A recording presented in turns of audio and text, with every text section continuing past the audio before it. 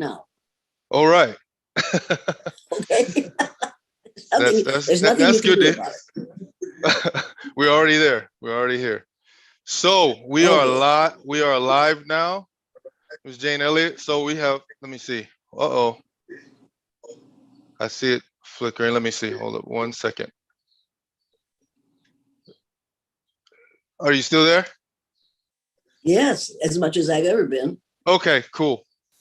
No, we're live now on my YouTube channel, The Real Nordic Black. My name is Robert, or some call me Rob G. We have Jane Elliott. I call the legend in the game. Been doing civil rights activism work, education, diversity educator, not trainer, as I've heard her state many times. With the blue eye, the blue eyes, brown eyes exercise for many for many years.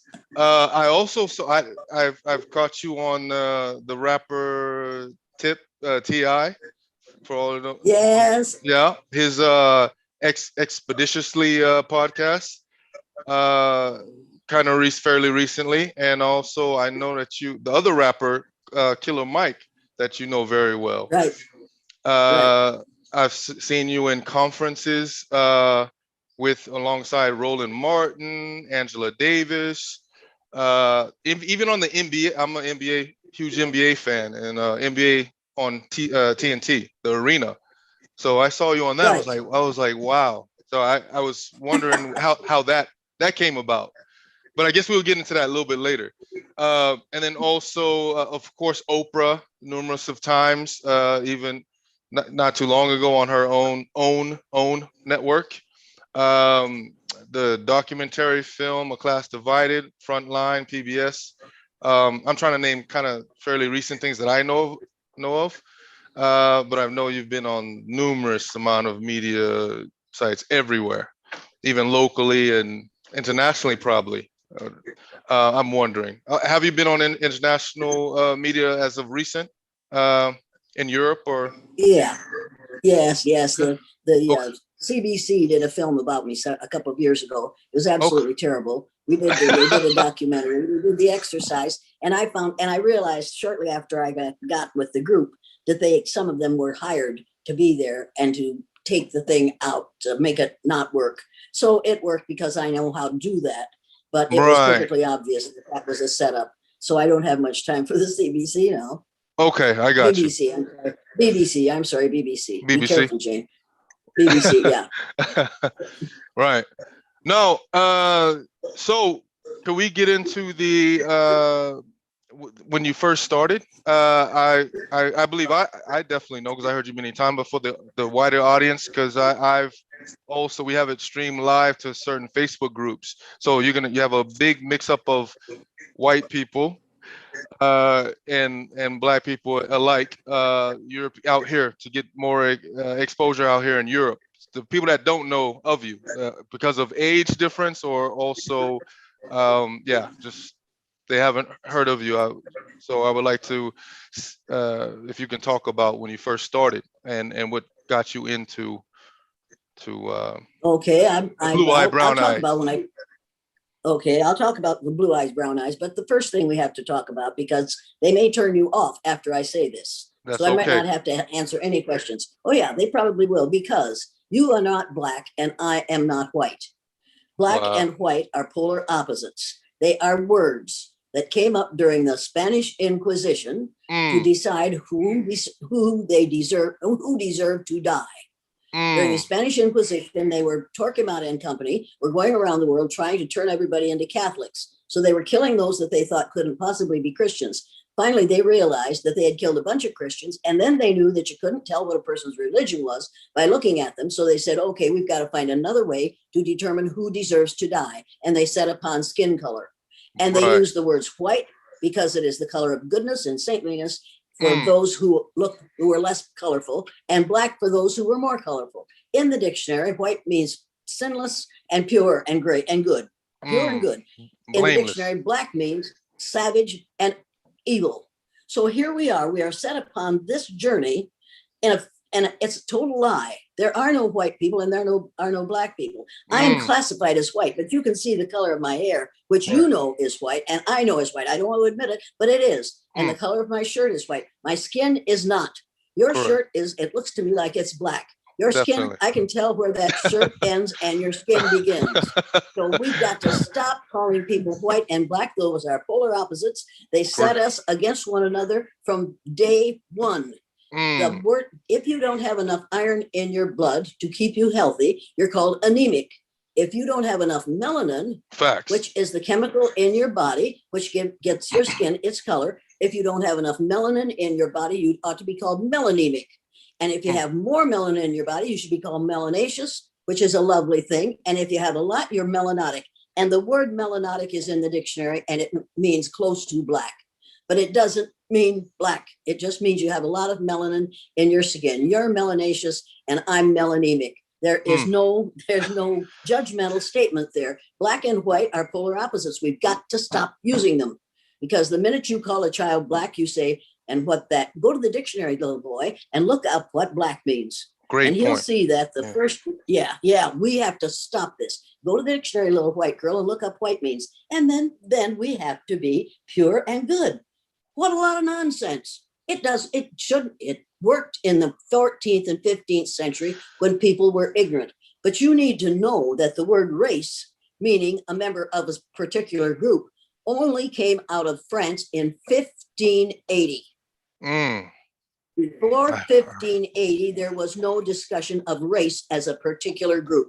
There's only one race of people on the face of the earth, and you and I are members of it. That is the human race. You and I are both members of the same race. We are different color groups. We are different religious groups. We are of different cultural groups, but we are the same race. Now, I didn't know that, and neither did most of the people in the United States of America know that in 1968. And here was Martin Luther King Jr., who, with Malcolm X, was very close to upsetting the whole thing in this country.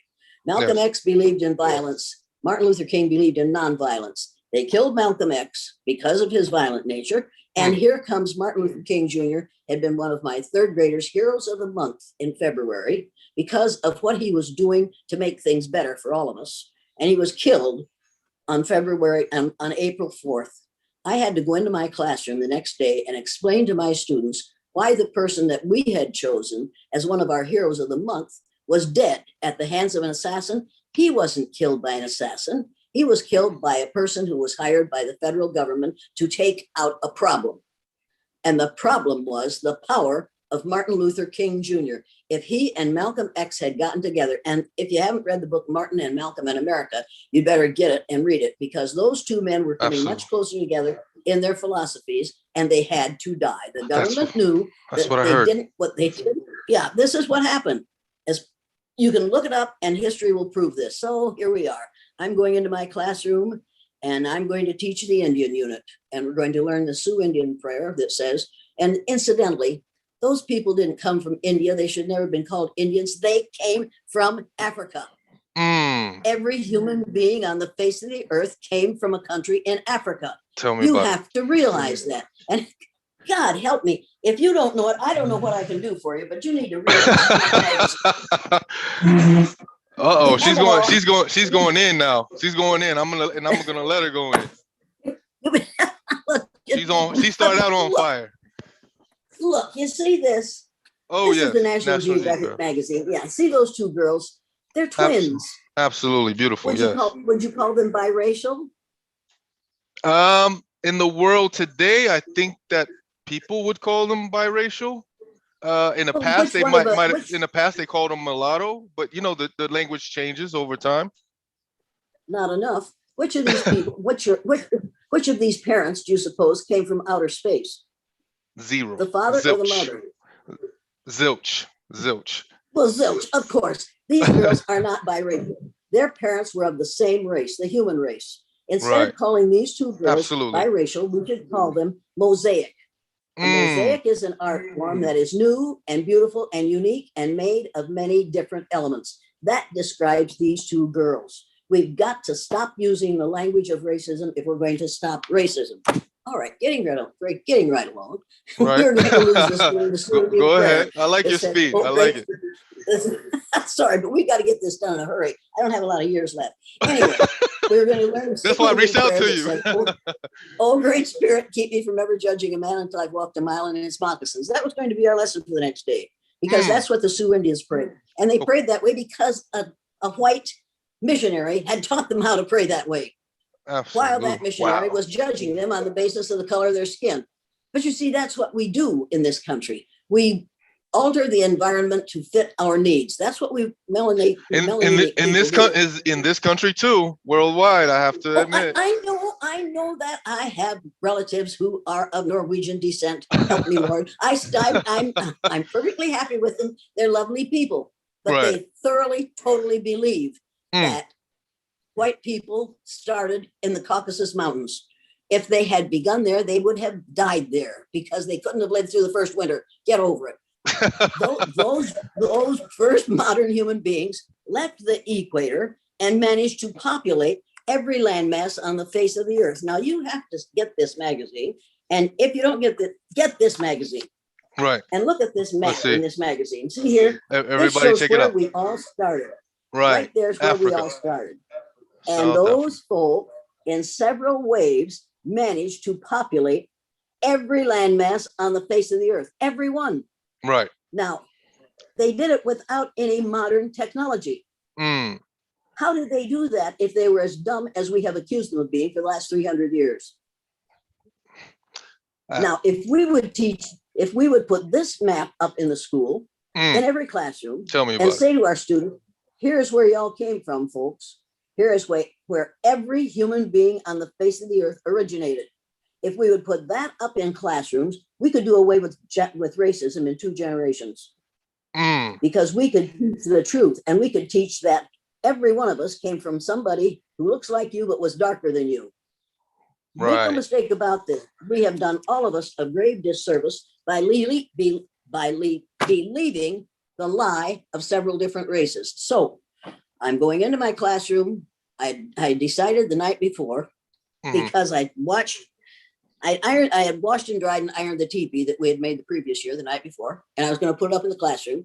And while I was ironing it on the living room floor, the television was on, and there was Walter Cronkite saying to 3 leaders of the Black community, when our leader was killed, his widow held us together. Who's going to keep your people in line?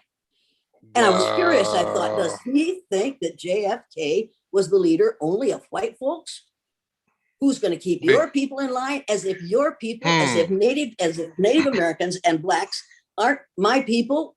You see, I happen to think then, and I happen to think now, that we're all members of the family of man. That's what it says in the Bible that I read. It talks about absolutely agree. It doesn't talk about the families of man. It talks about the family of man. And it also says that Jesus had feet of bronze and kinky woolly hair. Now, we have changed Jesus. You see, we white folks change the environment to fit our needs. That's one of the major differences between melanemic people and melanaceous people.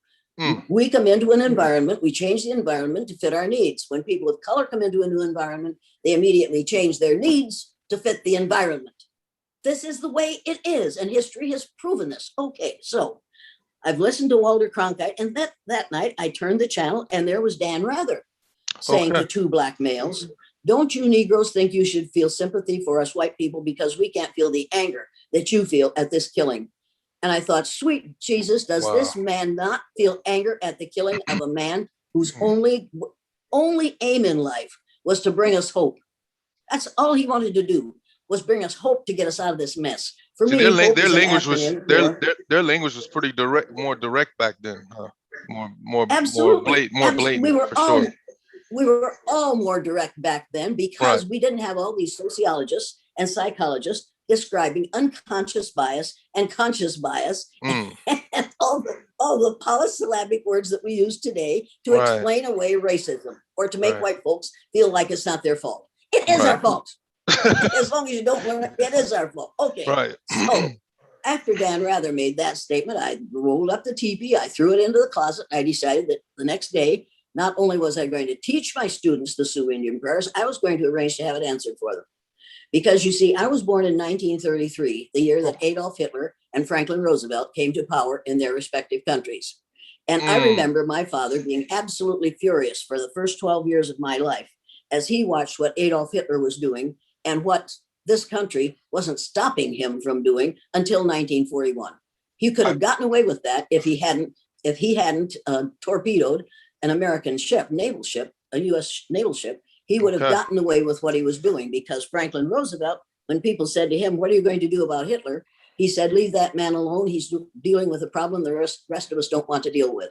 That's what I've heard He through knew history. Yeah, that's what you've heard through history, but that's not what we teach in the history of this country. We are careful about what we teach. When we educate people in this country and in your country, education, for me, I'm an educator. The word educator comes from the root duc dus, which means lead, the prefix e, which means out, the suffix ate, which means the act of, and the suffix or, which means one who does. An educator is one who is engaged in the act of leading people out of ignorance. What we are doing in this country, you could have been a rapper. You good with those words?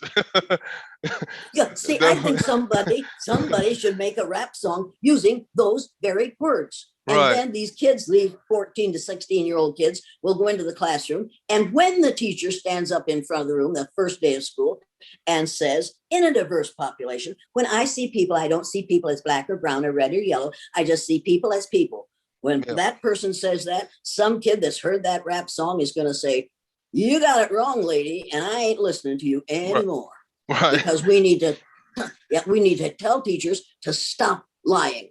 Because when you say, I don't, women walk up to me, liberal, pale-faced women walk up to me and say, "I'm colorblind, I don't see color." And I'm supposed to say, "Oh, that's so wonderful." But instead I say, "I knew that before you said it. Because if you saw color, you wouldn't wear that shirt with those pants."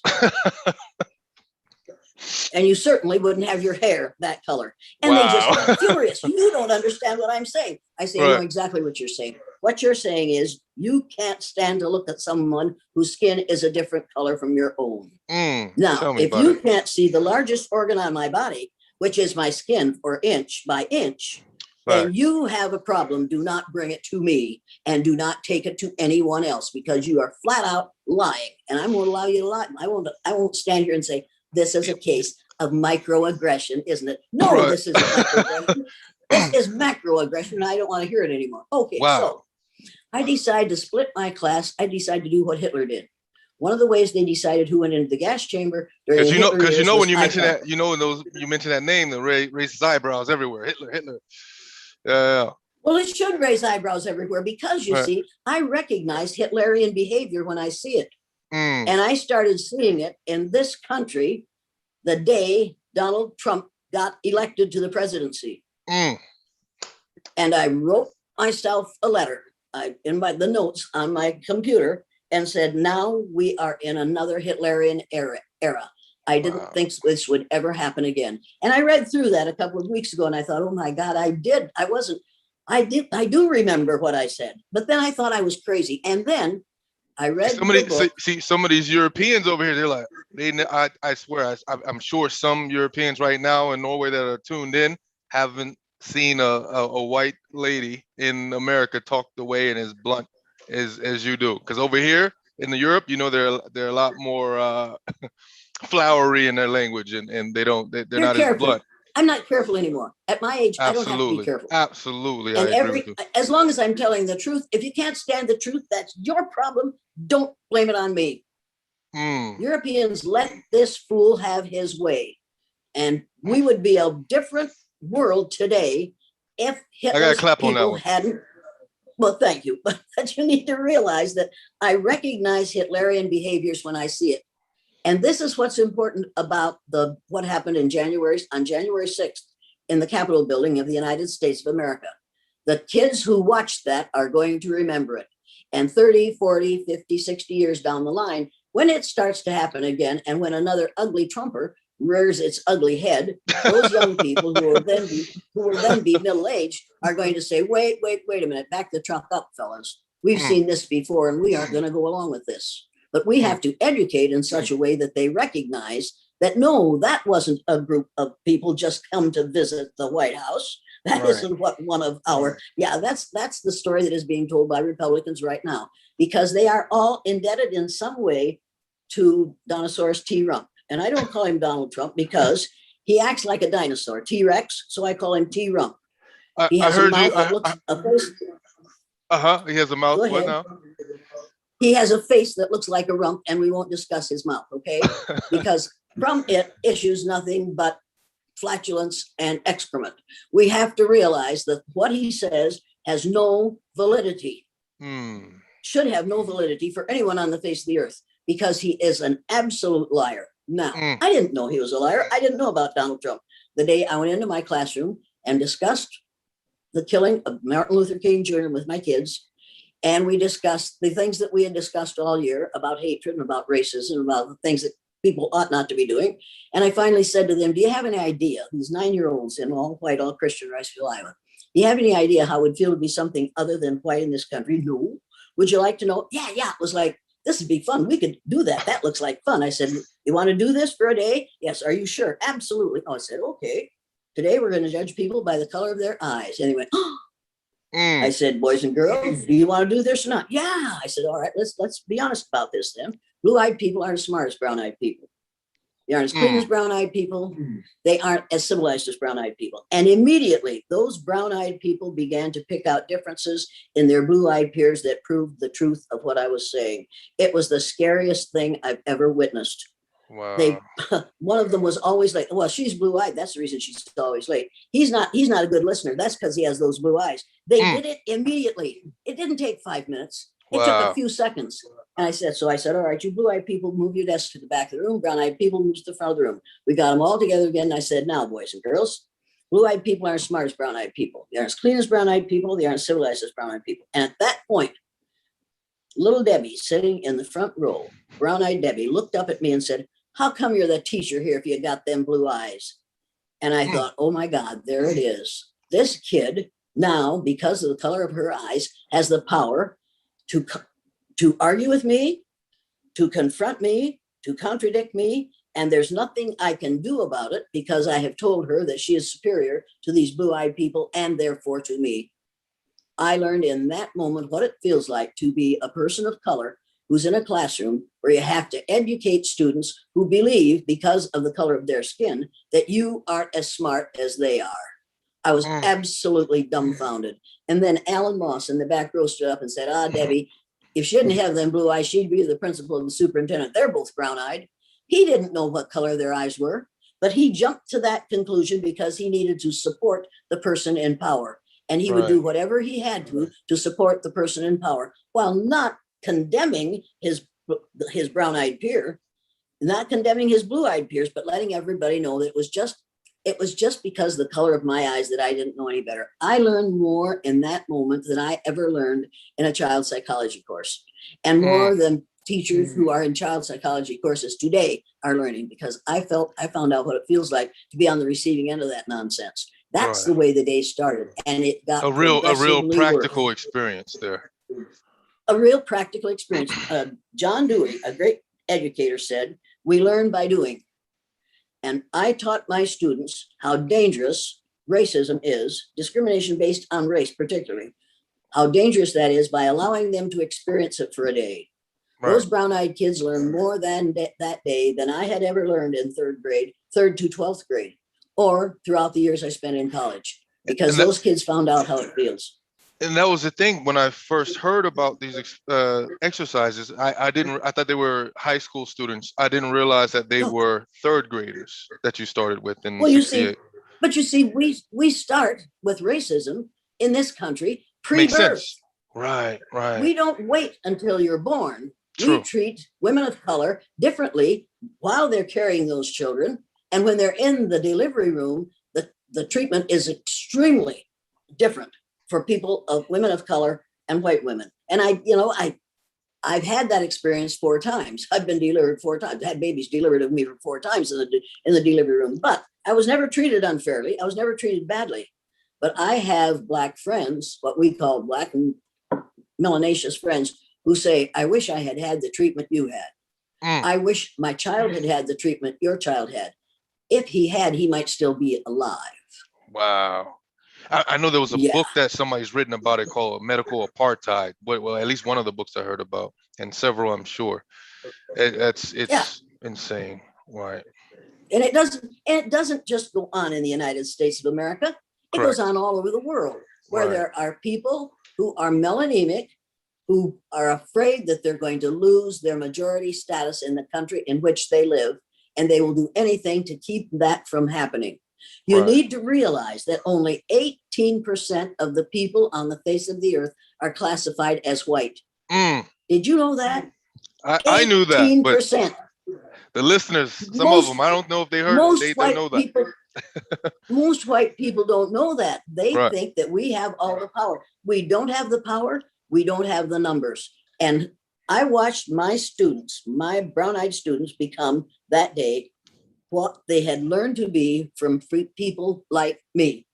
And I was shocked and disgusted. And I went down to the teacher's lounge at noon to share with the other two third grade teachers what was happening in my classroom, because I was extremely upset, because I was learning things. I was learning more than my students were, because I had more to learn. Absolutely. And went into the teacher's lounge. There are a number of teachers in the lounge, probably 10, including the other two third grade teachers, one of whom was about 54 and the other was over 60 at the time. And I told them what was going on in my classroom. And none of them Martin black. Luther King Jr. Oh, absolutely. And as far as they knew, they weren't. Right. Sure. Every one of them was, but they just didn't know it. So when I finished telling them what was going on, the other two third grade teacher, the younger, said, I don't know how you have time for all that extra stuff. It's all I can do to teach reading, writing, and arithmetic. And I thought, well, you haven't done a good job of teaching reading, writing, and arithmetic yet. So why would you teach about what I do? The other one, who was over 60 years old, said, the day after Martin Luther King Jr. was killed, I don't know why you're doing that. I thought it was about time somebody shot that son of a bitch. And those are her exact words. You see, that point that you just made, and I didn't mean to cut you off, that point you just made, I don't think, see how much we're praising Martin Luther King nowadays and all these things. I don't think that people realize in those times, in historical context, during that time, a lot of white people weren't praising him at all. They were happy that he. A lot of white people still aren't. Right. A lot of white people put Mr. Trump in office. A lot of white people are the QAnon, the Proud Boys, the Oath Keepers, the KKK, and it used to be the Posse Comitatus. Those are all white groups that are determined that white people will not lose their numerical majority in the United States of America. That's what this last election was about, and that's what this absolute determination to keep Joe Biden from being successful is about. Right. A man named Ben Wattenberg wrote a book called The Birth Dearth in 1987. And in that book, in the first chapter, he said, the first paragraph of the first page, he says, the major problem confronting the United States today is there aren't enough white people born in this country. If we don't do something about this and do it soon, white people will lose their numerical majority in this country, and this will no longer be a white man's land. Now, that's almost an exact, that's exactly, practically exactly what it says in the first page of that book. Talk about racial anxiety. Wow. Well, yeah, that's exactly what's happening. He went on to say, there are three things we can do to solve this problem. Number one, we could pay women to have babies, as they have been doing in Western European nations for years. Then he says, and these are his words, not mine, unfortunately, we would have to pay women of all colors to have babies, so we don't want to do that. He says the second thing we could do is increase the number of legal immigrants that are allowed into this country every year. Then once again, he says, unfortunately, the vast majority of those people wanting to come to this country today are people of color, so we don't want to do that. He says the third thing we could do is remember that 60% of the fetuses that are aborted every year are white. If we could keep that 60% alive, that would solve our birth dearth. Wow. Now, population control there. Absolutely. He was an advisor to presidents of the United States, and he wrote the book, The Birth Dearth. Right. You need to realize that somebody must have read that book to Mr. Trump, because he can't read, obviously.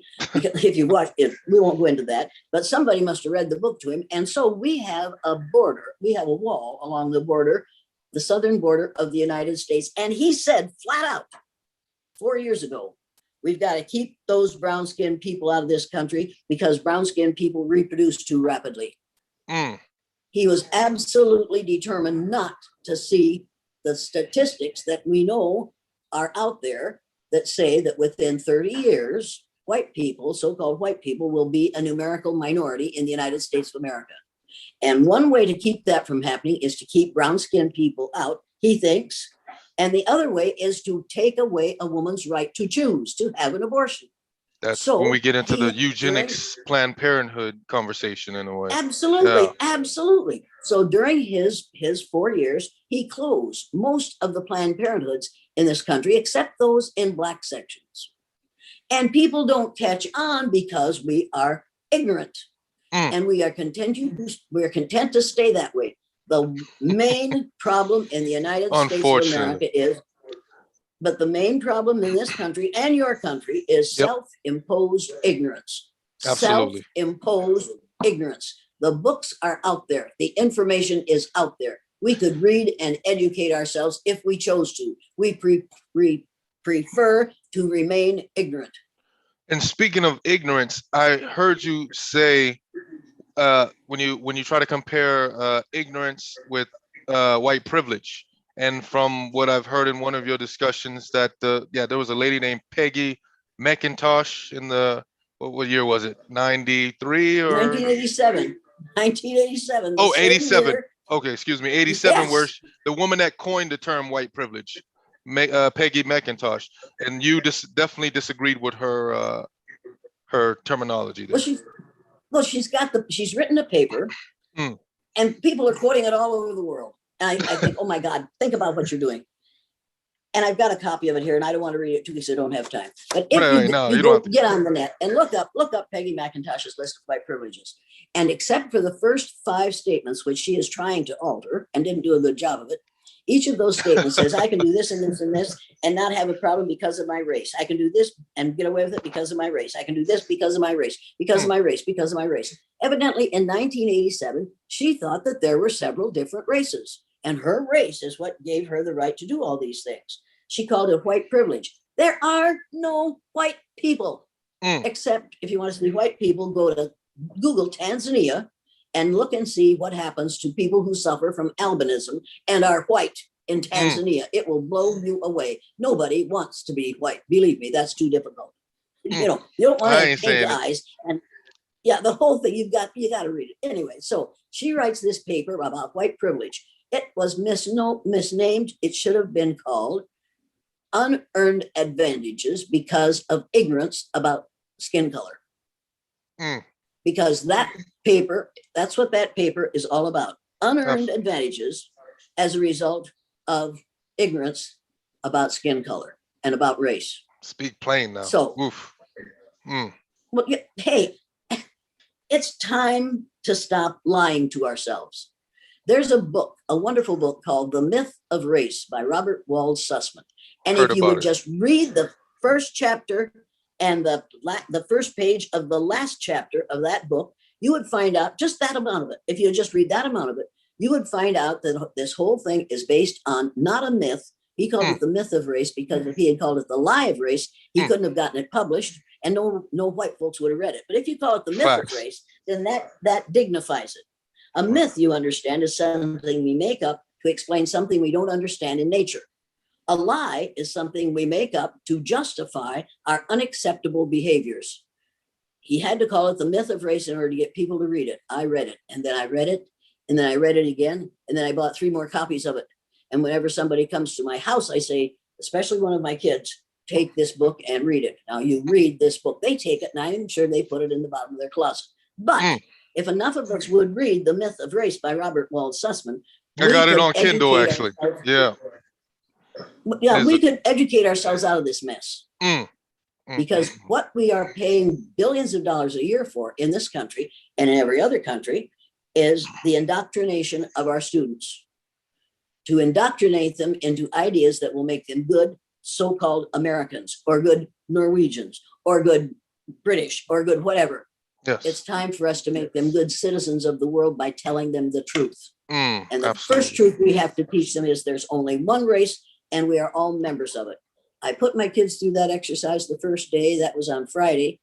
Went home on Friday night, and all hell broke loose on Saturday because of what I had done to those poor children. And on Sunday, it was unpleasant. And on Monday, I was afraid to go back to school because I thought those blue-eyed kids are going to get even with these brownies. They said they were. I heard them say what awful things they were going to do to those brownies in the boys' bathroom when I was during the first day. So I went to school with great anxiety, walked in, reversed the exercise. Blue-eyed people were on the top. And the most amazing thing happened.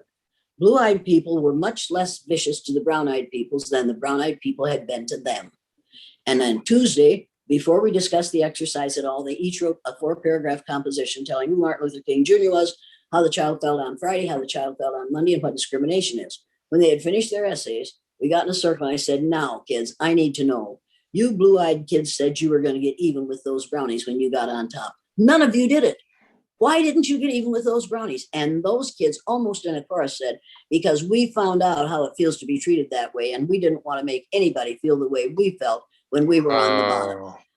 And I thought, okay, and I got goosebumps when I think about it, because there's some the sense answer. of empathy. There's the answer. I taught them empathy in one day, on a 1-day exercise.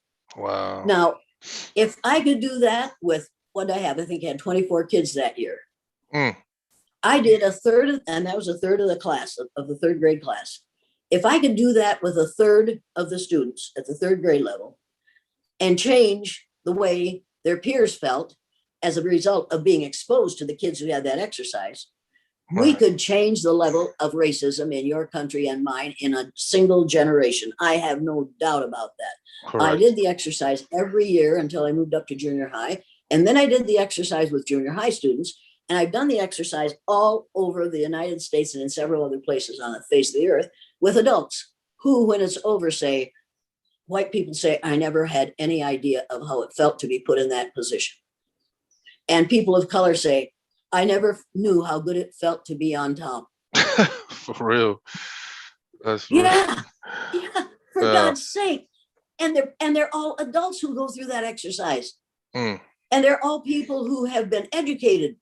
Most of the people who go through the exercise are in corporations, and they're in the upper levels of corporations, and they go through the exercise and they come out crying and say, why didn't somebody tell me? And I say, for the love of God, why didn't you listen?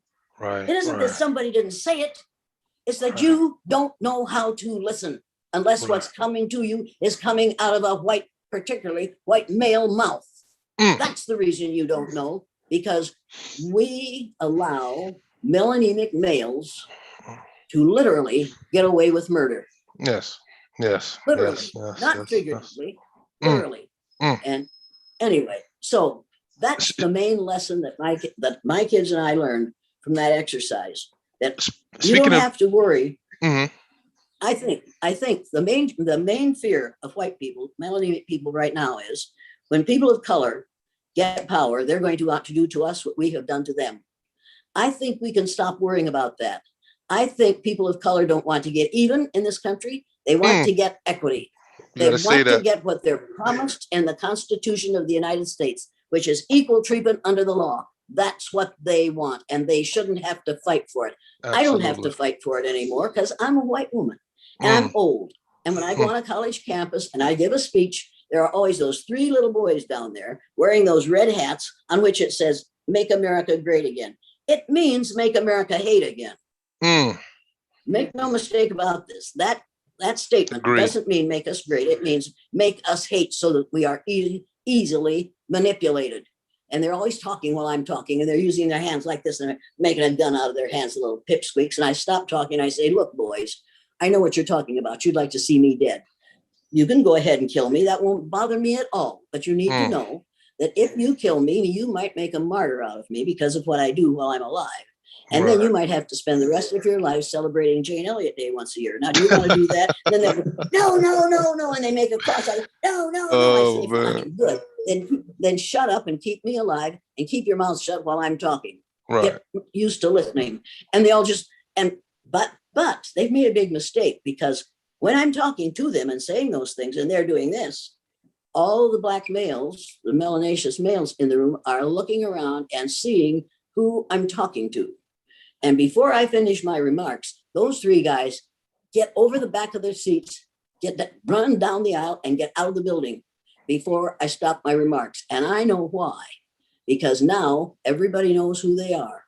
And somebody is going to make them uncomfortable because of what they tried to do in that meeting. You cannot shut an old white woman up. Right. Can't do it. Can't do it. I hear you. You know, if you try, you know, and a young black male stood up.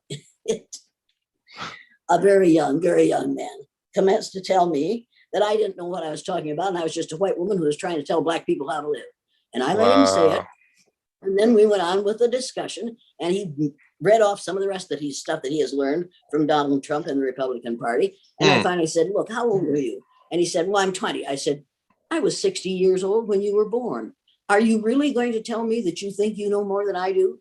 And he just sort of, right. I wasn't trying to destroy him. I was just trying to let him know that the man, the three people of color who were there, one was the host and two other people were panel members, were older than he was, twice as old, 3 times as old, a couple of them. And I'm 4 times as old, and I don't have to be told what I don't know by a 20-year-old male, whatever his color and whatever his station.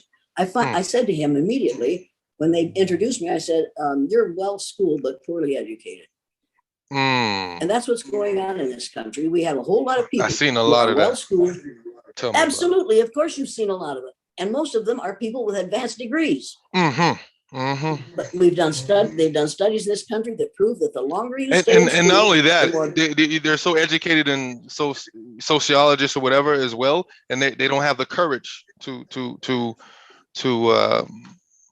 stick up for what they believe in or what they write about even sometimes. Well, they aren't going to act on the words that they know. Right. They are going to teach the words that they're required to. Right. If you want to keep your job, you don't rock the boat. Right. And I knew that. Right. But I also knew that I could teach a chair to read if it had a mouth, because I know how to teach reading. Right. And I knew that they would never fire me because I could take, and the film that you see, The Eye of the Storm, all those kids are moderately to severely dyslexic. They weren't supposed to finish high school.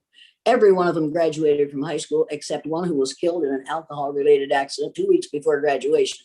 They all completed high school, and some of them, they went on to 2 or 4 or more years of post-high school education. One became an elementary and junior senior high school principal, and one of them became a lawyer and is still a lawyer to this day. Wow. Now, they weren't supposed to finish high school. But when my principal gave me my class roll that year, he said, Miss Elliott, these kids aren't going to learn. Oh yeah. You mentioned Eye of the Storm, and that's about when you reunited with the class, correct? No, Eye of the Storm is the 3rd year I did the exercise. Excuse me. I apologize. But you did reunite with the class, but I mixed up. Yeah, 10 years after they graduated. 10 years after they graduated from high school, and everybody should look at that film. And here's the reason you should look at it. I didn't script that film. Everything that they say came right out of their heads. Their experiences, what they had experienced, what they had learned. They said, I didn't even try. I just thought, well, it's either a failure or a success. And when you watch that film and hear what those kids say, it was a success because it is still important to them. Absolutely. And you have to realize that those kids, they had learned as a result of that exercise, the things that were happening in this country were flat out wrong. Right. And they wouldn't go along to get along because they had learned that down that road is the road to loss of democracy. And I heard you say that a lot. A lot of people go along to get along, so they don't try to rock the boat or stick up for wrongness. Things that happen that are unfair. And if you put your head over the parapet, somebody's going to try to blow it off, shoot it off. Right. So you don't take the chance. So you let things go. Right. Who was it said the only thing necessary for the perpetuation of evil is for good people to do nothing? That's deep. And as long as we do nothing, those of us who know it's wrong, as long as we do nothing in order not to be receiving ugly letters, and I get some letters so. That's what I was going to ask. That's what I was going to ask you about the white backlash.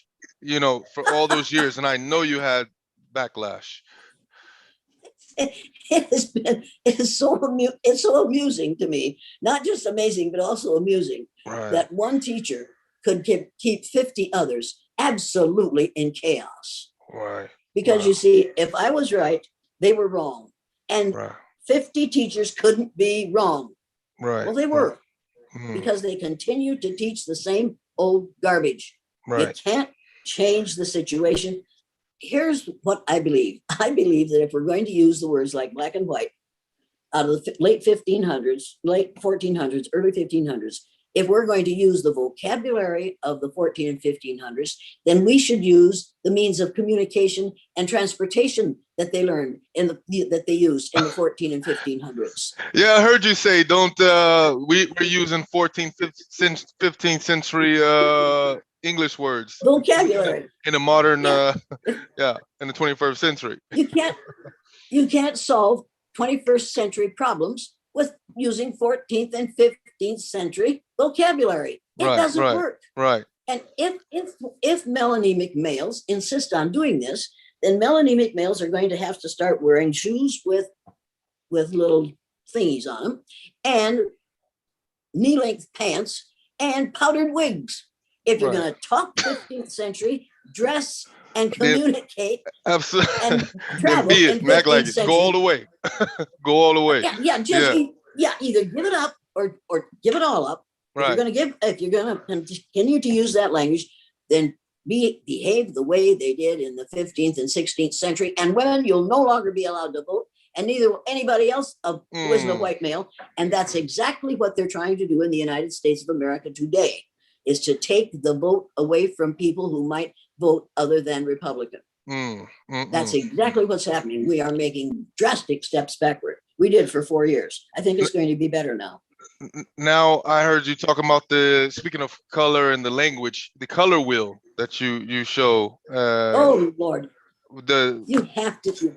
Everybody has to get a copy of the Pantone color wheel. And here's why you have to have it. This is in that National Geographic magazine. See all these people? Under each of these people is the word Pantone and a number. Everybody has a skin color that you can find on the Pantone color wheel. Right. You find your number, and right. you look at that color, and you say to yourself, now, what is that color? And then you go to the thesaurus and look up synonyms for brown. Okay. Because we are all shades of brown. You and I are shades of brown. Absolutely. Whether we like it or not, that's the way it is. So you get you put the Pantone color wheel up on the wall, and you have the students go to the Pantone color wheel, put their hand against the Pantone color wheel so that they can see the skin on the back of their hand, and compare that until they put that up there, until they find one that matches the skin on the back of their hand. Then go to the thesaurus.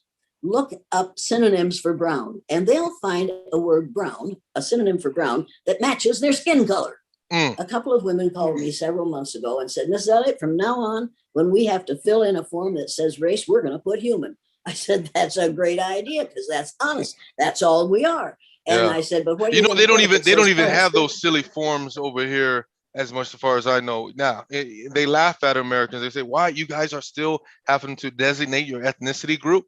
You know, when I came to Norway, they're like, what? You guys still have those forms where you have to put Pacific Islander, black, white. They're like, they find that ridiculous, where in some places still in America that they have to designate because we are still ignorant. Yeah. Because we are still ignorant, and we still believe in the myth of several different races. These two young women called me and said they're going to put human where it says race. I said, what are you going to put where it says skin color? One of them said, I'm going to put mocha. The other one said, I'm going to put chocolate. Right. And those are perfectly good words to describe the color of their skin. Right. You need to realize that words are the most powerful weapon devised by humankind. Absolutely. We kill people with words all day, every day. Words and ideas, definitely. Speaking of ideas, I heard you talk about the Peter projection map. Because we talked about the centeredness when we talk about human migration and things like that. Putting we're all from Africa, and speaking of that, you need to see a copy of. Let me see. Okay, this is the map as we see it. You know this map? Mercator projection map. That we all usually. Yep, that we all mostly use. That makes correct. good sense, doesn't it? See, here's Greenland. Look at there. Greenland is bigger than South America on this map. Right. On this map, Greenland is bigger than Africa. It's huge. It's huge. That's the reason Donald Trump wanted to buy it several years ago. He thought it was that big. He never saw a map that told the truth. All right. Now, according to your social studies teachers, what is the equator? It's a line that divides, of course, halfway between the North Pole and the South Pole. The equator divides halfway between the North Pole and the South Pole. So on this map, the equator ought to be right about here, right? Because this is halfway between the North Pole and the South Pole. That means that Iowa has a tropical climate. Now, Iowa doesn't have a tropical climate because you see on this map, the equator is 2/3 of the way down the map. Right. You can't call the northern part of this map the northern hemisphere because hemi means half. Right. Got you. So this isn't the northern hemisphere. This is the northern 2/3 of the map. And this is the southern 2/3 of the map. Right. The map was written by a man named Mercator, who was commissioned by the Pope to draw a map that showed the spread of Christianity. So all the countries in the northern part of this map are larger, and the countries in the smallest part, the southern part of the map, are smaller. You got no business using this map with children. There are many alternatives, but there's one that I really like, and it is the Peters projection map. The sizes on this map are right. The shapes are distorted, but the sizes are right. Right. Look at there the we size go. of Greenland. Greenland is way up there and it's small. Yeah. Yeah. Well, that's as big as how it should be. Look at the size of Africa. In its proper form and size. Correct. Yes. And at the center, where it should be, center of humanity. And this one isn't a Eurocentric or an American-centric. This is an Afrocentric map. This tells closer to the truth than the Peters projection map does. Why isn't it being used throughout the world to show children the relative size, shape, and location of the land masses on the face of the earth? And remember that those first people, the people who discovered America, it was not Columbus, it was somebody from here. And those people managed to populate every one of these places without the help of Bill Gates or anybody else. Now you can get this map from capital ODTmaps.com. Everybody should have a copy of this map. Got you. ODTmaps.com. Yep. Call this company or send to this company. Got you. Let me see, what's their telephone number is. You want the telephone number? Yeah, 413, right? I think I saw. 413-549-1293. Get copies of the Peters projection map. Put it in your bedrooms, put it in your living rooms, put it in your family room, put it in your entrance to your house. And when people come in and say, "What in the devil is that?" you can say, "That's the way the world really looks." That is a true depiction of the size, the location, and the importance of the land masses on the face of the earth. And if they don't believe it, then you whip out a copy of the Mercator map. And at the bottom of the Mercator map on the legend, it says, on the map itself, it says, South America is actually 9 times larger than Greenland. That's what it says on the bottom of that map. Yep. So do teachers read that to their students? I don't know, because if they they'd say, some students don't pay attention to the size of correct. Right. Yeah, they pay attention to the teacher. And if the teacher is using this map, this is how they see their world. Right. This is not the way the world looks. This is not a good depiction of the size, the shape, and the importance of the land masses on the face of the earth. And the Peters people have also produced the most remarkable. And those ideas have consequences. Absolutely. Absolutely. If they didn't have consequences, we'd quit using them. Right. We use that map because it says what we want them to learn. That people who live in the northern hemisphere are smarter and quicker and more valuable because their skin is lighter and their brains are bigger. And it's all a flat out lie. Right. Now I heard you talking about, there's one part of interview I heard you talk about the women's movement. That one right there, I was like, wow. I love the way you broke that down and explained that. We talk about with the Me Too and the women's and thwarting, how they kind of thwarted the civil rights movements. Could you get into that? During the civil rights movement, it was obvious to people who were running this show that if they didn't do something to slow it down, we were going to lose our white superiority, the idea of the superiority, the rightness of whiteness. Yeah. So men deliberately encouraged women, pale-faced women, there were very few women of color in the women's movement originally, to demand their rights. Now, when she says And pale by face, she so means doing- white people now. And for the audience. Well, yeah, Yeah, I'm sure they that's know. when we melanemic people first came to this land, the people who were on this land called us pale faces because we were. And that was true. Compared to them, we were pale faces because they were people from Africa who still had a lot of melanin in their bodies, in their hair, their skin, and their eyes. So they called us pale faces because we were, and we are. Right, right. During the women's movement, pale-faced women, white women, were encouraged to protest in order to get what they thought people of color were getting that they weren't getting. And because women were doing it, we didn't have enough power. We weren't going to make any big changes. But by paying attention to the white women's movement, we could take the attention off the civil rights movement. And white women allowed that to happen. If we had joined the civil rights movement, we could have turned this thing around immediately. And after we got the right people of color, there's a lot of those groups in here. I like the way you put it. You have to say that again. if pale-faced women had joined the civil rights movement along with their 30th to 50th cousins, which is what all those people of color are to white women, if we had joined that the civil rights movement, we could have made that successful. Instead, we allowed ourselves to be used by white males to take away what could have happened with the civil rights movement, to effectively kill the civil rights movement, because we women want our rights. And we took the same kinds of techniques and behaviors that were being exhibited by people of color. We stole them and used them to promote the rightness of women of whiteness.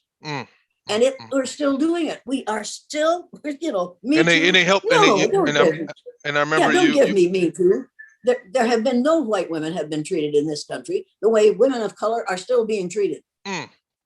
It still is happening to women of color. And you can have Me Too women all over the place, but as long as you are not recognizing that it is still, the ugliness of racism is still happening to women of color, you don't really care about all women. You only care about white women. Facts. I remember I heard you say that at one discussion, when you were discussing women's rights, there was a black woman that came up to you that said, or somehow or another, if they asked her about women's rights, and she said something as in effect that, well, while you guys have your foot on my husband's neck, I don't want to hear nothing about women's rights. Can you talk about that? Oh my God. As long as your foot is on my husband's neck, don't you talk to me about my rights. And she was absolutely right. And she said that in a large group, and everybody was just, I never thought of it. They never thought of it because we are educated.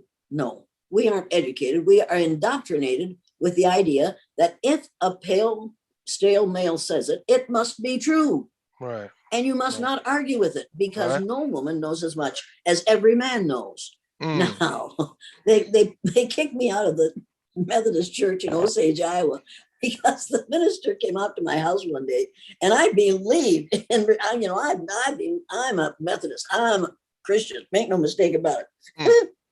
And I went to church religiously in Osage. Good way to go. And the minister came out one day and said, first, he brought a thing for my son to learn how to shoot traps. Whatever, you know what that is, it doesn't matter. Anyway, he brought this little piece of equipment. And so they were doing that on the lawn. And then he came in to talk to me. And he used my son to get into the house. And he said, at the end of our discussion, he was standing on the landing at the front door. He said, Miss Elliott, can you do me a favor? I said, sure, I will if I can. What do you want? He said, could you find another place to worship?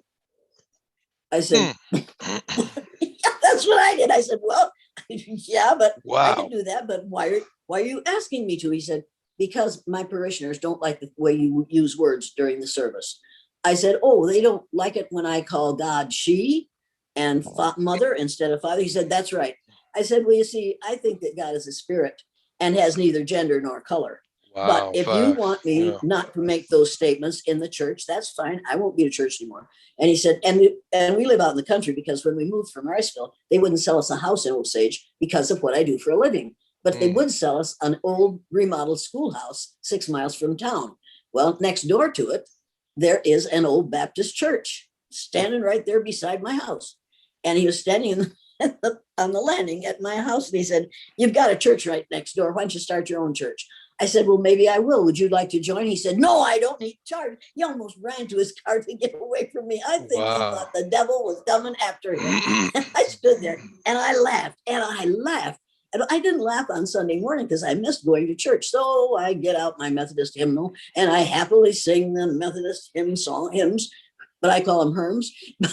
This is, if your religion is so fragile that you can't imagine God, not an old white man with a long gray beard that looks like Charlton Heston playing Moses, you Tell me have a about it. really fragile idea of what God is. Absolutely, I agree with that.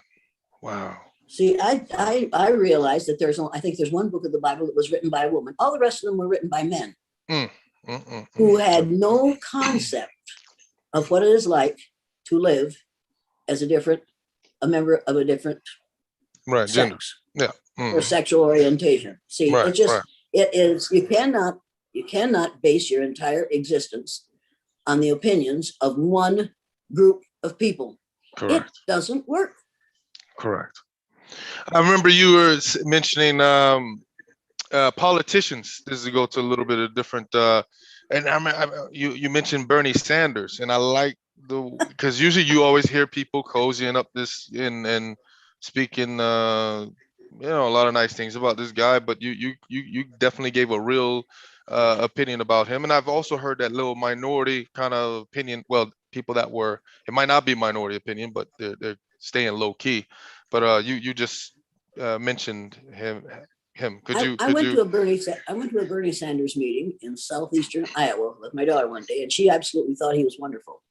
And she continued to think that until she said to him in front of a group of people, I was married to a Saudi Arabian, and my children are half Saudi Arabian.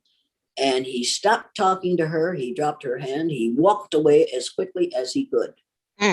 And I thought, you miserable SOB, do not ever again say in my presence that you believe that we are all equal and all have the same rights, because you obviously y'all hearing this about Bernie Sanders. I try to tell some people. You have to be careful. You have to be careful with Bernie Sanders. He is a pale, stale male, and he has some good ideas, but they are not ideas that will lend to a democratic, and that's small d, democratic. I'm not talking about political parties here. I'm talking about a democracy. And if you're going to have a democracy, and if you're going to have capitalism, which I happen to think works for this country and certainly works for the people in the Business Roundtable. Right. And if you haven't read Robert Reich's book, The System, everybody get that book and read it this week.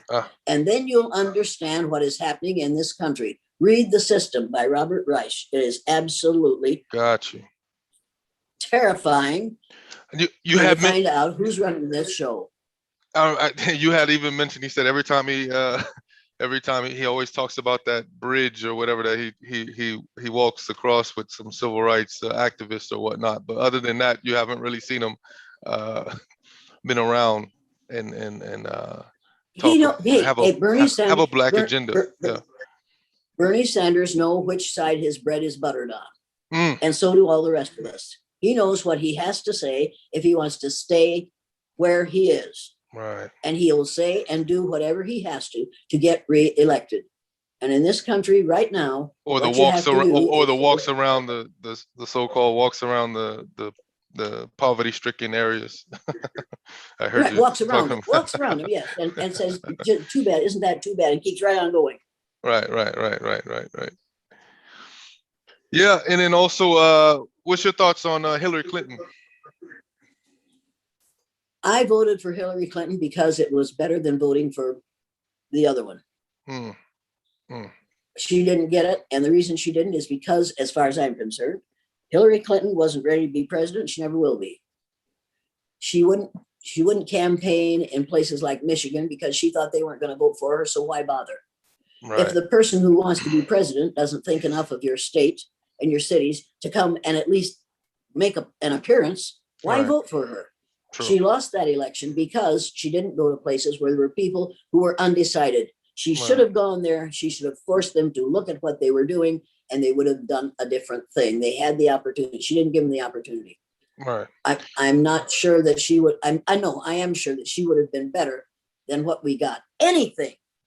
We used to have a dog that could have done a better job as president of the United States than Dinosaurus T. Rump did. Like you said, the Hobson idea, or whatever they call it. Yeah. You know, you push a person up to his greatest level of incompetence. Right. That's the Peters principle. Has nothing to do with the Peters map, however. Right. Yeah, the Peters principle is we push a person up to his greatest level of incompetence. And that's exactly what has been done with what's his name. Right. No, okay, so I'm gonna go on a different track. Maybe you haven't been asked about him. What are your thoughts about Tim Wise? He's not wise. He had, when he began, he based his entire philosophy at that time on the writings of Peggy McIntosh and white privilege. The lady we spoke of earlier. Right. That's right. And that is what that's what he talked about the first 5 years he was out there. And he's determined, but until he denies the philosophy of the white privilege paper, he is misleading his audience. I honestly believe that. Now there are a minority group of people that definitely spoke on the things that you kind of speak about. Yeah. He says nice things about me, but he won't say nice things about me if he hears this, and that's okay. What people say about me is not my privilege. That's their problem, not mine. But until he stands up in front of a group of people and says, "Look, I made a mistake. I based my philosophy and my speeches and my research on the white privileges paper, which is based on a faulty premise. The premise that there is such a thing as white people, and that we have the right to call unearned advantages privileges. Right. They're not the same thing at all. Yeah. White ignorance, as you call it. Yeah. What we have, the white privileges paper, is based on its premise is based on the ignorance of believing that there's more than one race. And that's just not biological. Yeah. Well, no, it is simply not a fact, and we have to stop teaching it. Right. And we have to stop preaching it. And it's, either you talked about about we should live by the golden rule, or you call it platinum. You have a platinum rule that you call it. I don't like believe in the golden rule. The golden rule says, do unto others as you would have others do unto you. In other words, treat others the way you want to be treated. Do you want to be treated the way I don't want to be treated? Do you, as a tall, I suspect you're over 5'1". Yeah, I'm 6'5". I'm 6'5". Yeah. Do you want to be treated the way I want to be treated? I don't suspect so. No, I think we have our own ways that we want to be treated. Let's make this reasonable. When I get on an airplane, if I have a piece of luggage to put in the overhead rack, and you are there and you say to me, "Can I put that up for you, ma'am?" I'll say, "Well, thank you very much. You must have had good parents." Because that's the way I want to be treated. I don't want to have to reach up there, particularly now, with a frozen shoulder on one side and a torn rotator cuff on the other. I don't want to have to put that luggage up there. So if you ask me if I'd like for you to do it, I'm going to say yes. However, if you have a piece of luggage to go in the overhead rack, and I say to you, "Can I put that up for you, Sonny?" What are you going to say? I'd be like, huh? It's a little bizarre. I'm like, it's not bizarre at all. The golden rule. In the world we live in today, having an elderly woman ask me where I'm capable of lifting, asking me if she wants to help me lift it all the way up, it would be kind of like, Alzheimer's kicking in, or what's going on? Yeah, thank you very much. How dare you? How dare you accuse Not me you. of having Alzheimer's? Oh, okay. All right. Hey, but that's how ridiculous the golden rule is. It is totally egocentric. And it says to you, you have the right to do to everybody else what you want done to you. You don't have that right, because there's not a doubt in my mind, but what not everybody wants to be treated the way I want to be treated. I have to treat, I live by the platinum rule, do unto others as others would have you do unto them. Wow. Treat others as they want to be treated. And in order for me to find out how other people want to be treated, I have to study. Right. I have to read. I have to read what they write. I have to listen to what they say. I have to watch what they do. And I have to read books like The Color of Law by Rothstein. If you haven't read the book, have you read that book? Hey, I'm in Norway, so definitely I had this for I forget, a year, 2 years, and also got it on Kindle. Definitely Rothstein. Oh, this one right here is something serious. I never knew. It's something serious. Yeah. No, nobody ever knew. But I think it's pages 126 and 127, and it says, if we hadn't legislated for the as audience, we have, if lawyers, okay. Yeah. If our lawyers hadn't been educated as they were to believe in the myth of several different races, if we hadn't had that kind of education, we wouldn't have the kind of segregation that we have in this country. In this country, most of our segregation is de jure, which means it was put in place by lawyers. It isn't de facto. Most of it is put in place by law. And the laws are written by people who believe this nonsense, because this is what they learned grades K through 16. Right. If we would change the education in this country, in the United States of America, we would have lawyers who know the truth instead of the myth. And they would write laws that tell the truth and that reflect the truth, and that are obviously written truthfully instead of the way they are. We don't have to have the kind of segregation we have in this country. We have this segregation because we put it in place by law. And laws are written by lawyers who don't know what the hell they're doing in many cases.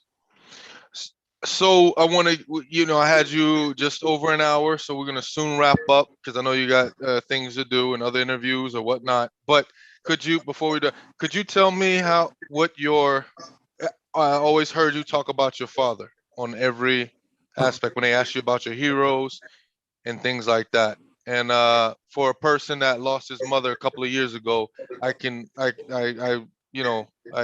related to you being touched every time you talked about your father, and when he saw you doing the work, when he finally recognized you for doing it. My father said to us on a daily basis, you don't judge a book by its cover or a man by his skin. My father said to us every time we turned around, all education is expensive. The cheapest you get is what you pay for with money. And this was a man who had fathered 7 children and lost his favorite one at the age of 3.5. And he had to learn and live with the loss of that child. He got a real education in that. My father used to say, a man is judged by the company he keeps, and the best of company's none too good. And every time T-Rump opens his mouth, I think my dad would be so infuriated by this fool. And he would look at the people that this man has surrounded himself with and say, a man's judged by the company he keeps, by God, don't forget it. And he would say to us every time we turned around, you know the difference between right and wrong. Now do the right thing, goddammit. That plainly. And I'd think, you shouldn't swear. That's wrong. But no, what he was saying is, in effect, God will damn you if you don't. You know the difference between right and wrong. Now do the right thing, goddammit. And so you did the right thing. And when I did the blue-eyed, brown-eyed exercise, he said to me, after all the nonsense started, he said to me one day, are you sure you're right? I said, absolutely, I'm sure this is right. He said, then go ahead. Let them complain. Let the SOBs complain. Smile a lot and they'll wonder what you've been up to. Don't let them get to you. Do what you think is right. And I showed him the first film that was made in my classroom. The CBC, the Canadian Broadcasting Corporation, sent a film crew to film in my classroom. And I took that, they sent me a copy of that film, and I took that film up to where my folks lived, and I showed it to my mother and my father. And he was 59 years old at the time, a farmer wearing his blue bib overalls and his blue light blue shirt with his sleeves rolled up to the elbow.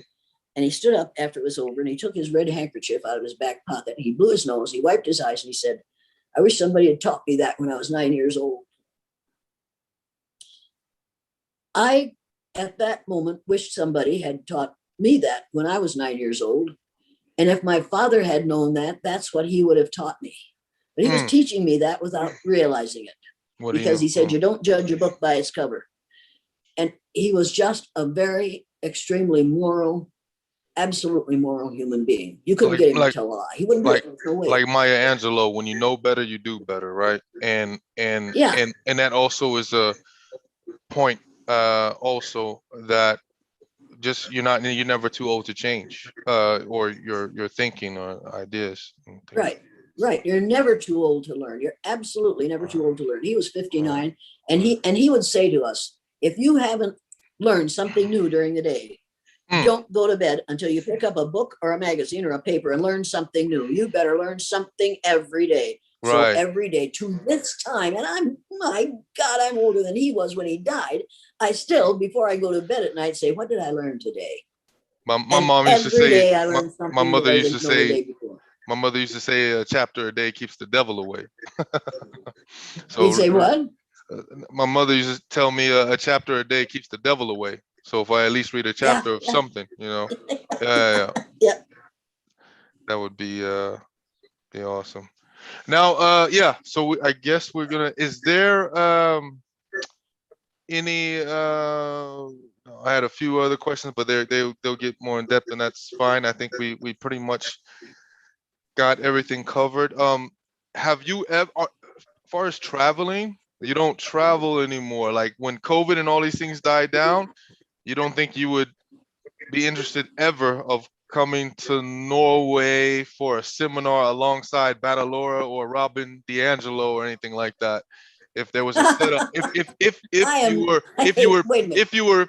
were paid for your services, or anything like that, for a week-long seminar of some sort, I guess it would be a webinar. I would travel to the ends of the earth. Okay. If I could find people who were going to listen to what I say and who were going to pay me enough for me to get an assistant to travel all that way with me. Oh, true that. But traveling is hard work at any age right now. I'm going back to traveling in September. I have to go to Missouri, St. Louis, and I'm going to talk to the people in Missouri about that fool that they have who is in favor of what Ted, what's his name, and the rest of that nonsense, that Trump nonsense. And they're going to wish they hadn't hired me. Because I'm going to say to them, you got a person you want the truth who is following in Trump's shoes, and you need to realize that he is trying to take away your democracy. He is doing what Hitler did. He is trying to divide and conquer people in this country, and he's getting away with it. Now, if you're smart, and I'll tell them when they call me to set it up for sure, I'll say, here's what I'm going to say to your people.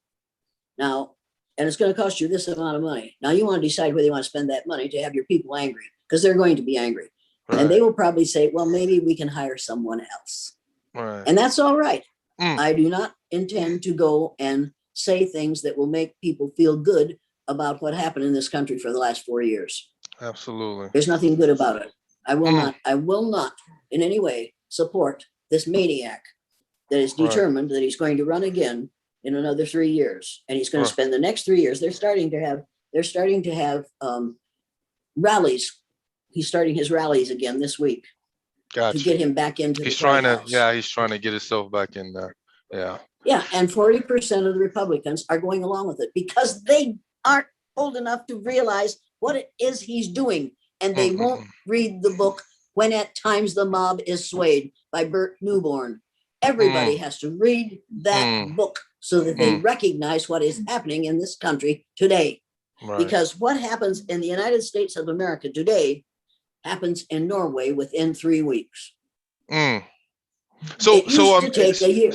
You don't believe that it's you don't think it's a lot better than in the 60s when it's pretty similar, if not worse, in some instances. Oh, what's happening to people of color and now Jewish people right. and Asian people in this country is very, very similar to what was happening in the late 60s. Make no mistake about that. And we took those steps backward because of 4 years of a monster.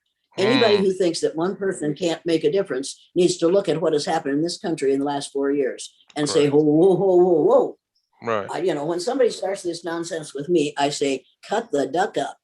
I'm not going to listen to this. And they say, you that's obscene. I didn't say what you were thinking. I said, cut the duck up. Now, I mean, for you, cut the duck up and sit down and listen. People aren't accustomed now to listening. They are accustomed. We are all, in this country particularly, we are exactly what Marshall McLuhan said we would become, screen addicted. If you didn't see it on television, it must not be true. Right. And a whole lot of them are or Fox, I would even say OAN. attention addicted. We're addicted to attention. You know, everybody's doing things to get attention with all the social media and things. Well, they want to be on, but they don't know Right. that they're off. They're off. They're off. Right. They're it's, you know, Right. I'm too old for this nonsense, and I'm too old not to recognize it. Absolutely. So last thing, what would you tell the people that are into this anti-racism work and things like that? What kind of guidance would you give them with all those years of experience and things? It's really simple. It's really simple. There's only one race. We're all members of it. There is only one race. If you trace your DNA back far enough, every human being on the face of the earth will find that a percentage of their DNA came from a country in Africa. Correct. It's that simple. Get over it. And I have go on. In their approach to the ones that are actually doing workshops or things like that, on their approach to, they have sometimes white people against racism workshops or anti-racism workshops or whatnot, or even some black people that are trying to educate people about racism and their history and things like that. What are some of the, I guess, things that you could tell them? Some tips or guides? Go to my website. Go to my website. Download the printed materials. Okay. The first page is a set, which I will set underneath this video, her website and everything like that. Yeah. Gotcha. These came out of a book by Judith Katz, and the book is called White Awareness. These are the typical statements that white folks make that think they aren't racist. Wow. You read the first one, which says, this is the kinds of things we say. Just what do these people want anyway? Here's the clarification of that. It feigns ignorance of legitimate minority demands for the basic ideals of all humans: justice, equity, pluralism, and human treatment. That's what people of color want. This one. Other ethnic groups had to struggle. Why is it so different for the blacks? That shows a deep ignorance of the special deprivation suffered by black people at the hands of whites. Every time we make one of these statements, we are exhibiting and we are showing our ignorance. So you go through these, you read the typical statement, then you read the clarification. Then you'll say to yourself, I'll never say that again. Then after you've gone through all, I think there are 26, 20, 25, then you go to the third set, which is commitments to combat racism. Check whether you have taken actions on the items listed below. Check the appropriate columns. Have I aggressively sought out more information in an effort to enhance my own awareness and understanding of racism, talking with others, reading, listening? If the answer is no, check no. Then go through this, then go back through here and circle one that you check no, put the date beside it, and decide to do it for a month. At the end of the month, look at this paper, write some notes to yourself about what you learned by doing it, and then circle another one that you check no. Do every one of these, and by the time you finished every one of those, you'll have had 18 months of self-education. Wow. Y'all hear this, folks? People doing these workshops. Go to her website, which I'm going to drop on the bottom of this video. Also, don't forget to like the video if you like what you're hearing and like what you're seeing, and subscribe. Don't forget to subscribe. But they wait. They also need to know this. I don't give a tinker's damn what they think of what I'm saying or what I'm doing. In a way, I don't either, but I gotta say it. I know it. But what they say and what they think about me is their problem. It isn't mine. But if we can save one person, we could change one person, right? It means the world of a difference. It's not my job to save people. If one person can listen to this and think, oh, good Lord, maybe I could make a difference in my thinking. Maybe the reason people don't have anything to do with me is because I'm Somebody sent me a meme this week that said, when you're dead, you don't know you're dead, but the people around you do and are upset by it. It's kind of like being stupid. Bingo! I had that meme too. I think I it circulated. I think I posted that as well on my Facebook. I think that's beautiful. It's like being stupid. No, but you don't know you're stupid, but people around you do. And I always say, you know, at the end of the day, I'm like, friends, okay, but when you die, you know, you end up you can be surrounded by the whole church and wreaths and flowers, but you dying, you're going alone at the end of the day. You don't know it. Right. Well, you don't know what's happening. You're gone. Yeah, that's it. You don't know. You don't know. Well, with that being said, go ahead. I was going to tell you, I have a brother. He's a year younger than I am, and he's a civil engineer. And he just has such fun at people's wakes that he decided to have a wake for himself before he died. So he did. I know that's right, man. Just to see who would show up, right? I don't know. Maybe. I didn't attend. I know that. Right. Now, okay, since we said all of that, but what makes you just name one thing? What makes you feel good about the work you've done? You know, all these years. There's something that makes you feel good about. You know. I have 2 granddaughters who are half Saudi Arabian, half Anglo-American. I have a grandson who is married to a melanaceous woman. I have a granddaughter who has adopted a child because she can't have children because of MS, who has adopted a child who is half Hispanic. I will shortly have, and I have now, a family that looks like the family of man. Of the world, correct. That says to me, okay, these kids didn't want to listen, didn't want to hear it, didn't like the way they were treated because of it, but they aren't like their cousins and they aren't like their peers because they know that you don't judge a person by the color of their skin. You judge that person by the way that person makes you feel and the way you feel about that person. And so here I have all these lovely grandchildren and in-laws, and I'm totally delighted. I have not lived in vain. Absolutely. And they represent the world, humanity. That's right. That's right. Right. Now, with that being said, I enjoyed, Ms. Jane Elliott, I enjoyed your humor, your candor, your wisdom, and your presence. I really do. So I hope. Wait a minute. You have to watch out for the word wisdom. Okay. Somebody has said common sense in uncommon amounts is what the world calls wisdom. Wow. And I believe that. I believe you don't have to go to college for 14 years to learn the things that my father knew was only having completed high school. You know what? I agree with you. I agree with you. Yep. All right, folks. I want to definitely encourage you guys to go through this video again from beginning to end and go to her website, what I'm going to drop underneath the video. Exactly. And get copies of the Peters projection map. Peters projection map, absolutely. And I don't. And write down and note for this. Oh, okay. So it's not okay. Got you. No, and this is not a commercial experience. This is not a commercial situation with me. I think this is absolutely essential.